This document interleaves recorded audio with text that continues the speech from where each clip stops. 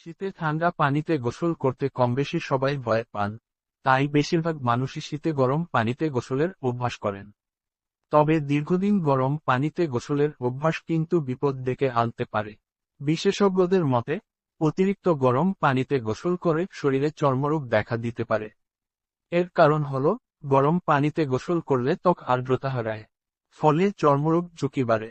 তাই স্বাভাবিক তাপমাত্রা অর্থাৎ বেশি ঠান্ডা আবার বেশি গরম নয়, এমন পানিতে গোসল করার অভ্যাসই স্বাস্থ্য ও ত্বকের জন্য ভালো। সবচেয়ে নাকি ভালো হয় ঠান্ডা পানিতে গোসল করলে। এর নানা উপকারিতা আছে। গোসলে গরম নাকি ঠান্ডা পানি ব্যবহার করবেন, এ বিষয়েও বেশ কয়েকটি গবেষণায় জানা গেছে, ঠান্ডা পানিতে গোসল করলে ক্লান্তি কমার পাশাপাশি রক্ত চলাচলও ভালো হয়। আবার খুব গরম পানিতে গোসল করলে ত্বক শুকিয়ে দেয়। তবে হালকা গরম পানিতে গোসল করাও শরীরের জন্য কিছু কিছু ক্ষেত্রে বেশ উপকারী।